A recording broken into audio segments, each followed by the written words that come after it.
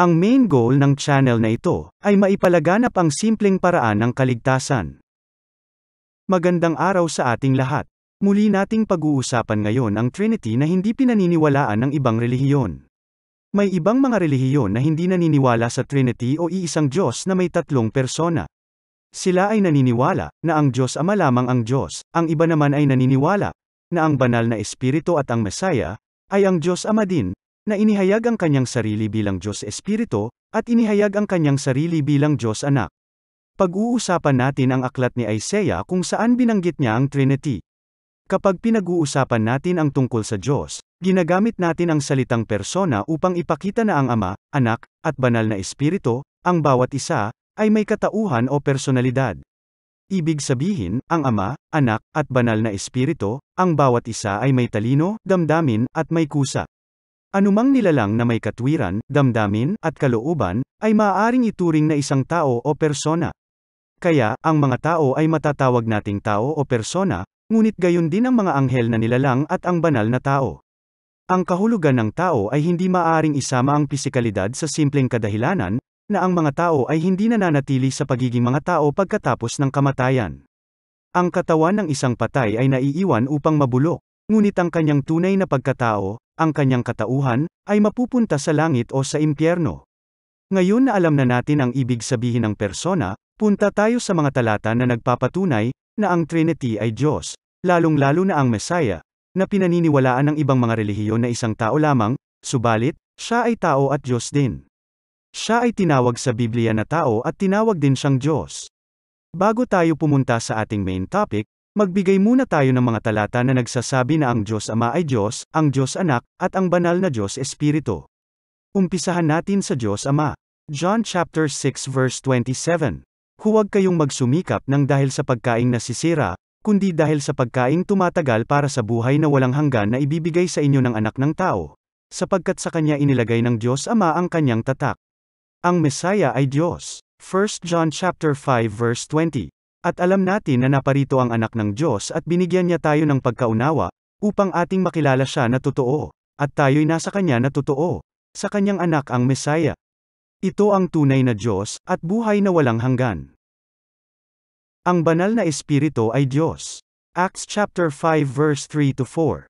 Sinabi ni Pedro, Ananias, bakit napadaig ka kay Satanas, at nagsinungaling ka sa Espiritu Santo, at itago ang bahagi ng pinagbilhan ng lupa? Nang ito'y hindi pa nabibili, hindi ba yun ay nanatiling iyo?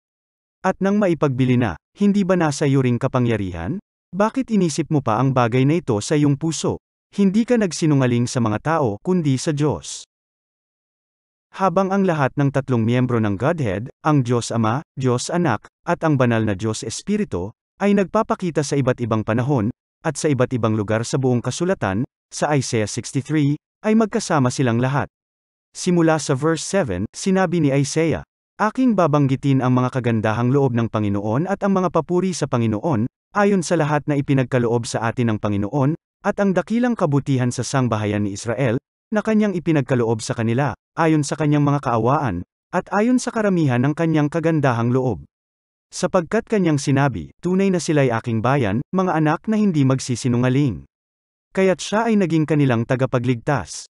Sa lahat ng kanilang kapighatian, siya ay nagdalamhati at iniligtas sila ng anghel ng kanyang presensya, sa kanyang pag-ibig at sa kanyang habag, ay tinubos niya sila, at kanyang itinaas at kinalong sila sa lahat ng mga araw noong una. Ngunit sila ay naghimagsik at nagdalamhati sa kanyang banal na Espiritu, kaya't siya ay tumalikod sa kanila, bilang isang kaaway, at siya ay nakipaglaban sa kanila. Sa mga talatang ito, mayroong tatlong natatanging pagpapakita ng Diyos. Binanggit sa verse 7 ang Panginoon. Kung ating mapapansin, ang Lord dito ay nakasulat lahat sa malaking mga titik na nagpapahiwatig, na ito ay ang Diyos Ama. Kung titingnan natin sa original text, ang Lord dito ay YHWH at ito ay tumutukoy sa pangalan ng Diyos Ama.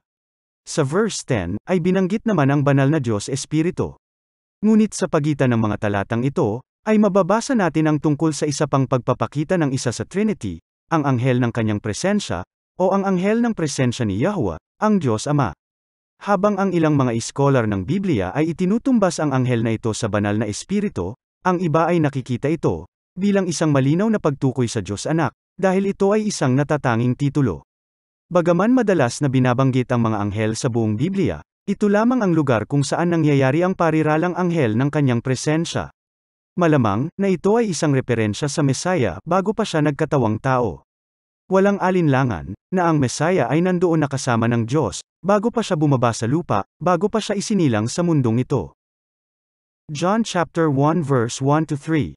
Sa simula ay ang salita, at ang salita ay kasama ng Diyos, at ang salita ay Diyos. Sa simula ay kasama na siya ng Diyos. Lahat ng mga bagay ay ginawa sa pamamagitan niya, at kung wala siya, ay hindi nagawa ang anumang bagay na ginawa. At ang salita ay nagkatawang tao, John chapter 1 verse 14. At nagkatawang tao ang salita at tumahang kasama natin, at nakita namin ang kanyang kaluwalhatian, kaluwalhatiang gaya ng satanging anak ng Ama, pospos ng biyaya at katotohanan. Kaya tiyak na ang Mesaya ay naging ahenteng lingkod para sa pagtubos ng Diyos sa kanyang mga tao bago pa ang mga araw ng kanyang ministeryo dito sa lupa. Ang Mesaya lamang ang tinutukoy sa misteryosong anghel ng presensya ng Panginoon sa lumang tipan. Ang espesyal na ahente na ito, ay ipinadala ng Diyos, upang ipahayag ang kanyang mensahe, at upang tiyakin ang mga piling tao sa kanyang presensya. Ang mensaherong ito, ay malinaw na hindi ang karaniwang anghel, ngunit hindi rin siya ang Diyos Ama. Ang pinakamagandang paliwanag, ang espesyal na mensaherong ito, ang anghel ng kanyang presensya, ay ang Mesaya. Kung bago ka lang sa aking channel, at gusto mo ang ganitong mga topic, ay pindutin muna kaagad ang subscribe button sa baba, para ma-notify kayo kapag may bago akong mga uploads. Muli, ito ang Mahafir TV na nagsasabi, tayo ay naligtas sa pamamagitan ng pananampalataya, at hindi sa ating mga gawa.